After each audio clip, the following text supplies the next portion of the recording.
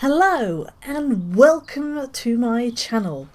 This is iHasArt, I'm Hannah, and this is a year of stash busting. If you're new here, I have a lot of yarn that I've accumulated along with painting canvases and fabric that I've just gathered over the years, and it's now time to actually start using it because I need to downsize and declutter because we now have a baby and we need to put her somewhere. This week, even this month, it's very exciting. I have a theme this month. It is Mer-May.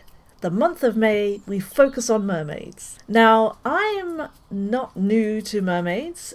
Every year I've done Mermaid where I was drawing mermaids. In Inktober I would also draw mermaids, and I've even crocheted a mercat before. So mermaids are not new in my plethora of things. But to make it different this year, I want to try and write a crochet pattern to create a mermaid doll.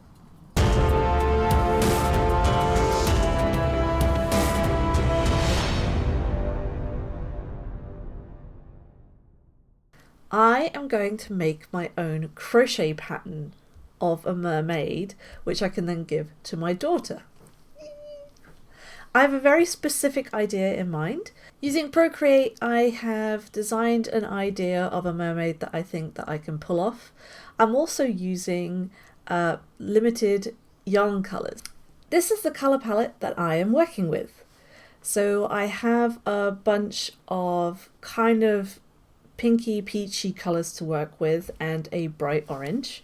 For the skin tone, I'm going to be using this peach. It's number 27 from the Drops Paris collection. So all of these yarns are 100% cotton, so it'll be nice and soft and pretty much durable. And I've got all these kind of scrap bits to do sort of fun bits with hair. I'm going to be using this orange, which I never know what to do with this orange because it's so vibrant. So she's going to have bright orange hair. Originally I was thinking about doing the skin tone this like off-white color, but I don't have enough. The reason why I wanted to do it this sort of white color was then it gives a kind of a neutral base to kind of do loads of different outfits, but I don't have enough. So I'm going for this peach. And interestingly enough, this is the first time I've actually been concerned about dye lots. Usually when I see yarn that I like, I kind of just buy a whole bunch of it, and it normally comes with the right dye lot. So this one is also number 27, as is these. Look how much lighter these ones are to this one. Hopefully you can pick it up on the camera. So this is why dye lots are important. And so using these colours, I have been working in Procreate to try and come up with a design for my mermaid. Now there's two things that I really wanted to include in this design, and that was a cheeky bum. I really wanted her to have a little bottom, and I wanted to have round eyes that kind of stick out almost like Muppet eyes, so that I could have like a hooded like eyeshadow kind of look. So these are the kind of ideas that I wanted to have, and they were what I was thinking when I was designing. I was using Procreate. I'm really rusty with drawings, so please don't judge me. And the other thing that I really wanted to do was I wanted to create this doll so that she could be a mermaid, but also has her legs. So we can dress her up in outfits later down the line, and so it's kind of like a more of a versatile toy for my daughter. Now, how am I creating this pattern? Once I have this design, I have a front, back and side view that kind of gives me an idea of what each shape of each body part is going to be. And now that I have that, how do I figure out what size I'm going to do it? This is where I bring out my graph paper.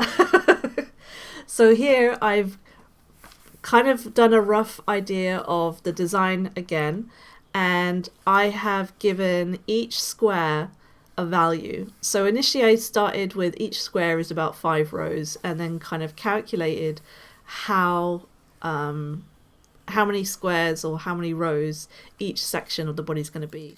So I figured out how much each square is going to be, so about 5 rows, but how tall is 5 rows? That's when my little swatch comes into play. Now normally when you're making stuff for toys you don't really need to swatch because it's just whatever happens, but when you're making a pattern and you want to figure out how tall you're going to make it, yeah, the swatch kind of helps.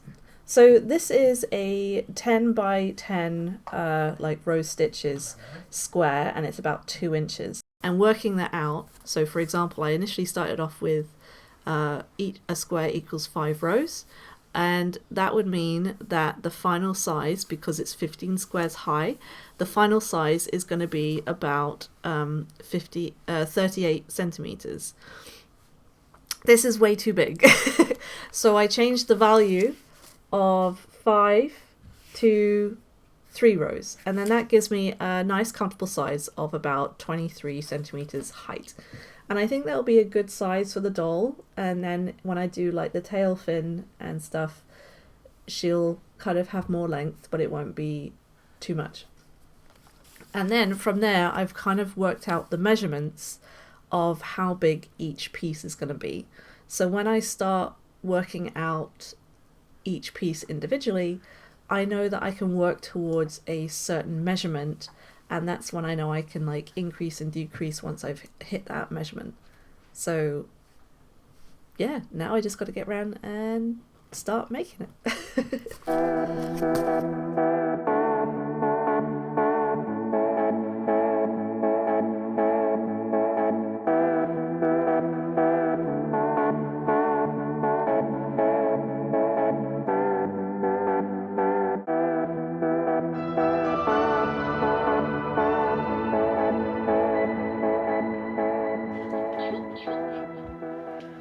Good record, and I just get music from one of the baby toys going. She's my life. So I'm quite tired at the moment, and that's mainly because baby is taking up a lot of my time at the moment as she's starting to get on the move. I am not ready, I am not prepared. However, I have a bit of time and I'm going to try doing the first bit of my mermaid doll. Hey. So I'm going to start with the head. The original head illustration that I had is quite narrow, so I'm going to actually make it sort of more circular. So let's see how this gets on.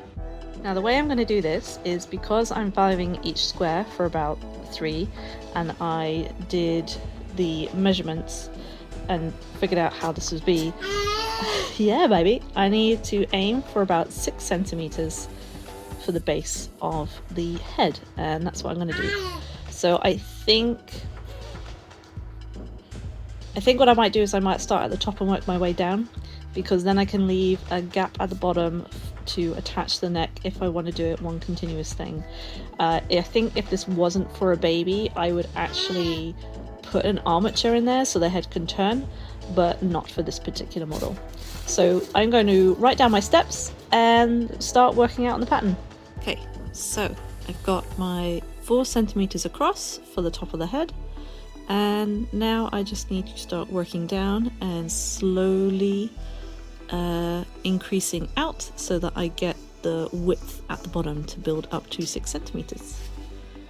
I've had a really busy one this morning. I really wanted to come back, sort of chill out, and then do the next body part of the mermaid, but I sat down. I've got a baby wanting attention and a dog who won't let me leave. And now my husband has pizza going. It's busy time. Busy time. I have the whole family here gathered to show I have a head. I didn't do a flat head. That would have been more like this shape as in my doodles. I decided to do a round one. Quite pleased with that shape. And then I have a bum. I have a little cheeky bum. And then I picked out by accident 2 purple pins to pin the boobs in place. It looks so funny. But I'm really pleased with how this is looking so far. I'm gonna keep going. The baby just buffed. How far have I got? I have a little body. Look at a little booty. I'm like, the bum isn't perfect, but it's pretty cute and it's got that cheeky vibe. The boobs are a bit bigger than I expected them to be. They're a bit sort of a tank girl rocket boobs. And not happy with the neck. I'm tempted to kind of unstitch the neck and then maybe trying to reattach. Initially in my sketch I had actually crocheted the neck, and this one I didn't. I like the way that I'd decreased made it look like I could make the neck work with the decrease, but it kind of looks a bit strangled. So I might try and redo this. So besides the neck, I'm quite pleased with like the shape of the body. It's kind of looking how I want it to be. She's kind of like a little pear-shaped mermaid.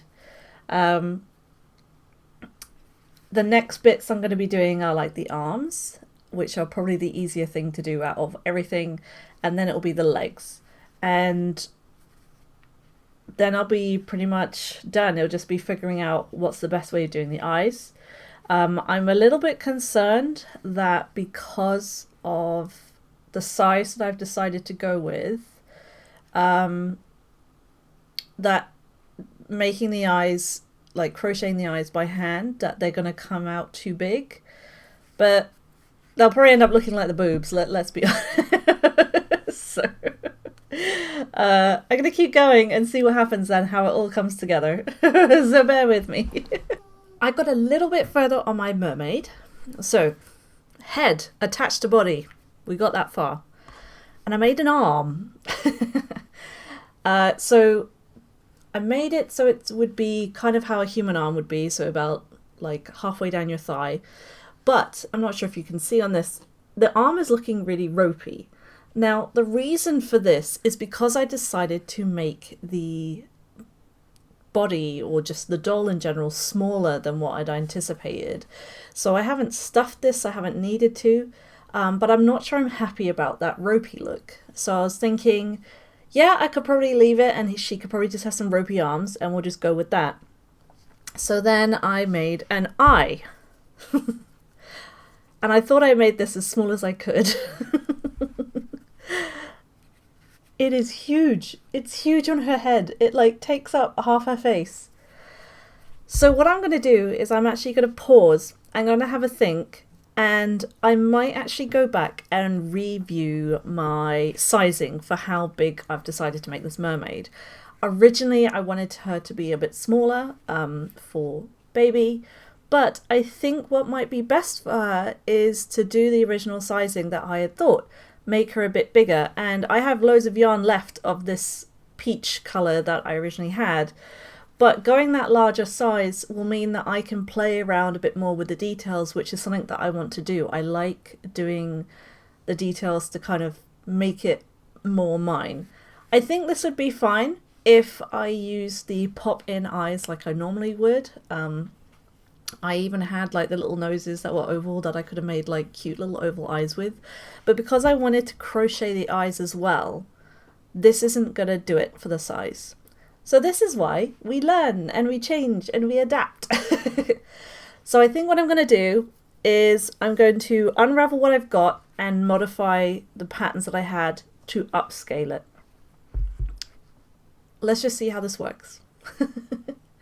Come back next week and see how far I've got with upscaling my mermaid and any progress I've made on my mermaid doll. If you like what you've seen so far or are curious to see how I get on next week, remember to like and subscribe so you get a notification when I upload my next video.